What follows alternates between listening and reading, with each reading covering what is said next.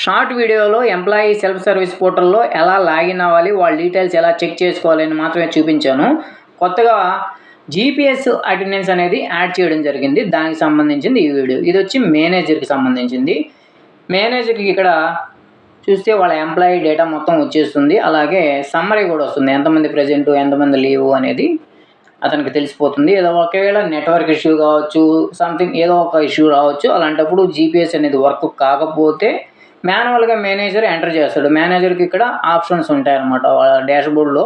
ఇక్కడ చూడండి, మనకు ఆ నంబరు మనం ఇక్కడ ఎడిట్ చేసిన తర్వాత ఆటోమేటిక్గా పేజ్ అనేది రీఫ్రెష్ అయిపోయి అక్కడ డాష్బోర్డ్ అనేది చేంజ్ అయిపోతూ ఉంటుంది. ఇక్కడ మేనేజర్కి సంబంధించి చూస్తే ఫస్ట్ ఐడినే ఒకసారి ఎడిట్ చేసి చూద్దాం.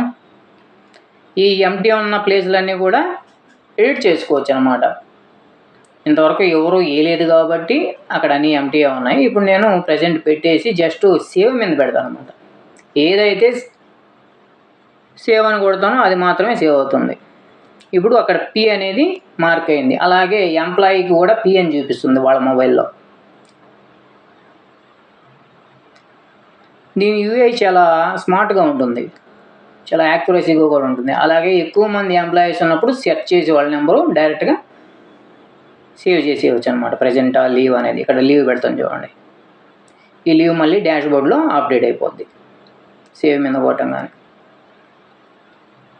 ఫైనల్గా ఒకసారి అంతా చెక్ చేసుకొని ఫైనల్ సబ్మిట్ కొట్టిన తర్వాత ఇంకా మేనేజర్కి యాక్సెస్ ఉండదు ఆ రోజు వరకు.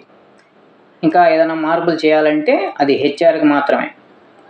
ఒక టికెట్ రైజ్ చేసుకుంటే అది హెచ్ఆర్కి కనిపిస్తుంది. హెచ్ఆర్ దాన్ని అప్డేట్ చేసుకుంటాడు అనమాట.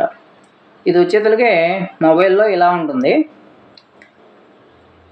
పైన స్క్రోలింగ్ ఒకటి ఉంది కదా, అవి వచ్చి అనౌన్స్మెంట్స్. ఇక్కడ ఇంకా నాట్ మార్క్డ్ అంటే జీపీఎస్ అటెండెన్స్ అనేది వేయలేదు ఇంకా. దాన్ని కొట్టంగానే జీపీఎస్ అటెండెన్స్ పీ పడింది. ఆ బటన్ కూడా స్కిప్ అయిపోయింది. సో ఇక టార్గెట్కి వస్తే టార్గెట్ డీటెయిల్స్ ఇక్కడ ఉంటాయి. వాళ్ళకి ఏదైనా కూపన్ వస్తే కూపన్ అనేది చూపించవచ్చు. ఇక పే స్లిప్పు అలాగే అటెండెన్స్ అనేది లాస్ట్ వీడియోలో చూపించాను. తర్వాత చేంజ్ పాస్వర్డ్ చేసుకోవచ్చు. తర్వాత లాగౌట్ చేయొచ్చు. ఇంటర్ఫేస్ అనేది చాలా ఈజీగా ఉంటుంది.